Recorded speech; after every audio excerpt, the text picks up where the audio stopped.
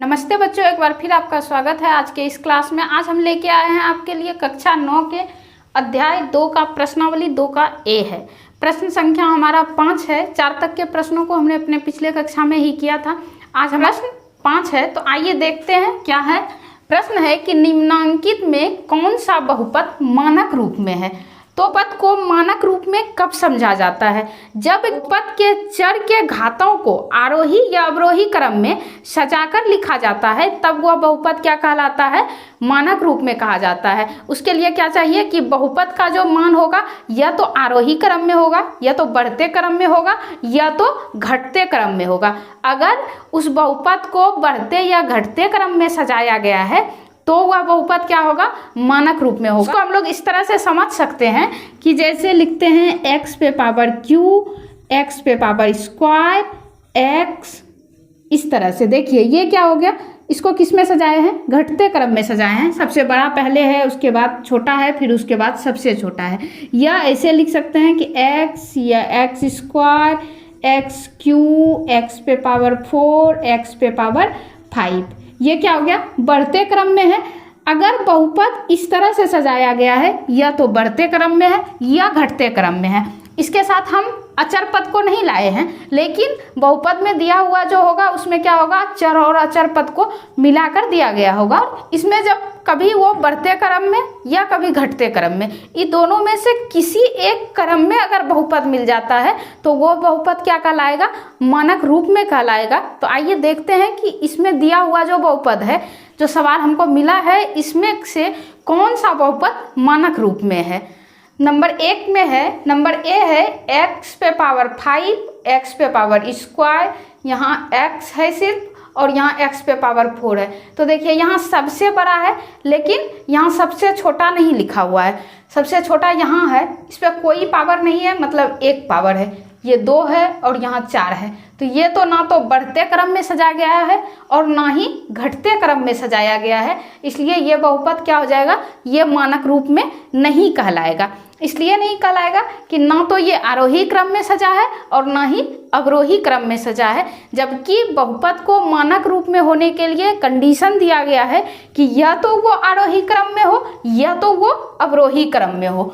दोनों में से एक किसी क्रम में उसको होना जरूरी है। और ये जो है नंबर 1 हमारा, ये ना तो आरोही क्रम में है और ना ही अवरोही क्रम में है, इसलिए हम इसको मानक बहुपद नहीं कह सकते हैं। तो इसमें क्या लिख देंगे कि मानक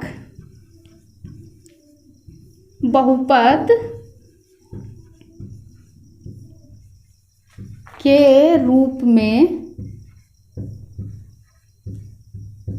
नहीं है। नंबर 1 जो है वो क्या है? मानक बहुपद के रूप में नहीं है। नंबर 1 मानक बहुपद नहीं है। अब देखना है नंबर बी को। नंबर बी में है y स्क्वायर माइनस 2y पे पावर 4, यहाँ प्लस 3y है, यहाँ है माइनस y पे पावर q प्लस 4। देखिए यहाँ क्या है?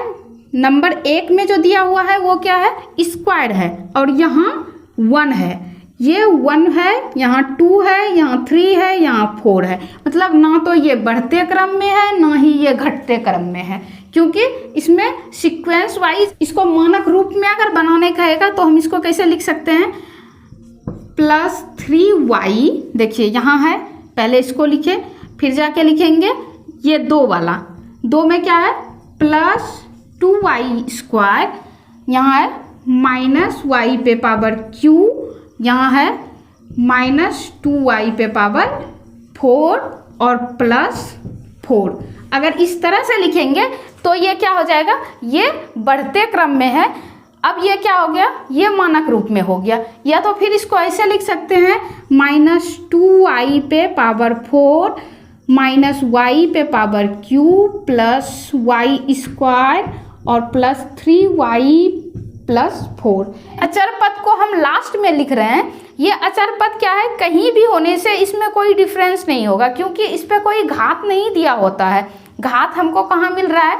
हमको चरपद पे घात मिल रहा है, इसलिए हम चरपद के ही घात के हिसाब से इसको सजाएंगे, अरेंज जो किया जाएगा इसको उस चर पद के घात के अनुसार से अरेंज किया जाएगा, ना कि अचर पद को देखते हुए। तो अचर पद को नहीं देखना है, सिर्फ चर पद को देख के ही हम इसको अरेंज करेंगे।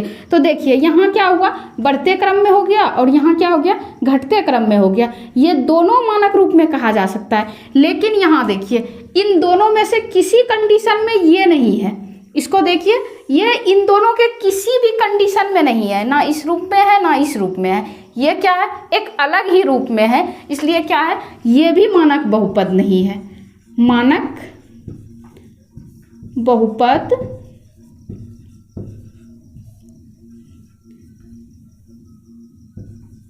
के रूप में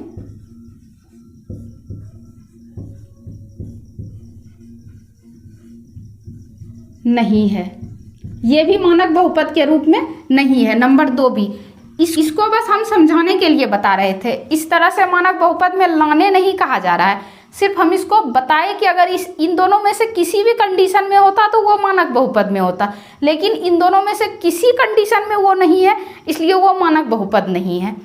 तो इसको हम अरेंज कर देते हैं। अब देखते हैं नंबर सी को। नंबर बी तो हमारा हो गया। नंबर सी में है 3/7 एक्स स्क्वायर प्लस 12/5 एक्स -7। तो देखिए यहाँ स्क्वायर है और यहाँ 1 है पावर, यहाँ स्क्वायर है और यहाँ पावर 1 है, यहाँ कोई भी चर पद नहीं है, ये अचर पद है।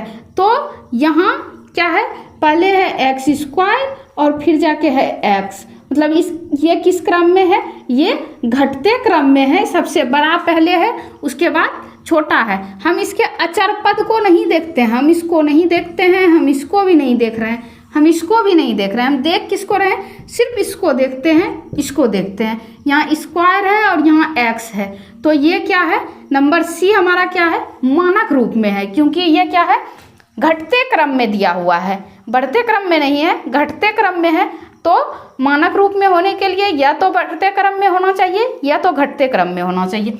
तो घटते क्रम में है, इसलिए यहाँ क्या लिख देंगे, मानक बहुपद के रूप में है। ये क्या है, मानक बहुपद के रूप में है। नंबर 3 हमारा, इसको सी कहते हैं। नंबर 3 बोल रहे हैं हम, लेकिन यहाँ नंबर सी लिखा हुआ है। अब है last number D. Number D में भी क्या है, 3x स्क्वायर -4x³ + 5 - 7। तो इसमें भी क्या है, ये ना तो बढ़ते क्रम में है ना ही घटते क्रम में है, क्योंकि अगर ये बढ़ते क्रम में होता तो सबसे पहले ये होता, उसके बाद ये होता और उसके बाद ये होता, लेकिन उस तरह से भी नहीं लिखा है। अगर ये घटते क्रम में होता तो सबसे पहले इसको लिखते, फिर इसको लिखते और फिर इसको लिखते, लेकिन ये इस रूप में भी नहीं है। ये किस रूप में है, ये ना तो बढ़ते क्रम में है और ना ही घटते क्रम में है, ना आरोही में है ना अवरोही में है, इसलिए क्या है, नंबर डी भी जो है हमारा वो क्या है, मानक बहुपद के रूप में नहीं है। इसमें से सिर्फ एक ही नंबर सी था जो मानक बहुपद के रूप में है, बाकी जो है वो मानक बहुपद के रूप में नहीं है। तो इसमें भी लिख देंगे कि मानक